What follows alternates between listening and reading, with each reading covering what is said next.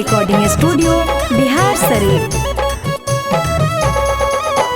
Music by Sonu Yadav.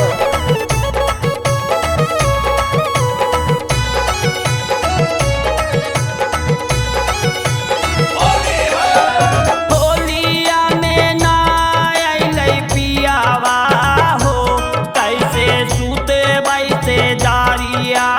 होलिया में ना अइलै पियावा हो, कैसे सूता बैसे जारिया। होलिया में ना अइलै पियावा हो, कैसे सूता बैसे जारिया। होलिया में ना अइलै पियावा हो, कैसे सूता बैसे जारिया। सूता बैसे जारिया, कैसे सूता बैसे जारिया। सूता बैसे जारिया, कैसे सूता बैसे जारिया। अरे दौरा के हाथै छोट पिचकारिया रे, कैसे सूता बैसे जारिया।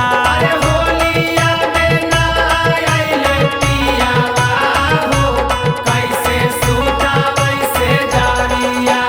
कैसे के होली कटतही गे, पिचकारी नैसाया में सटतही गे। अरे कैसे के होली कटतही गे, पिचकारी नैसाया में सटतही गे। अगे आसो फागुन में है पियवा बहरवा, पियवा बहरवा नहा कई गे घरवा। कैसे के होली कटतही गे, पिचकारी नैसाया में सटतही गे।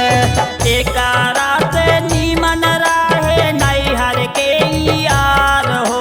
नैहर के यार साखी, नैहर के यार हो। होलिया में फाड़ देलकै सूट सालावार हो। सूट सालावार हमर सूट सालावार हो। अरे जो बने पे रखा है नजरिया हो, कैसे सूता बैसे जारिया। अरे होलिया में ना अइलै पियावा हो, कैसे सूता बैसे जारिया। होली है, होली है।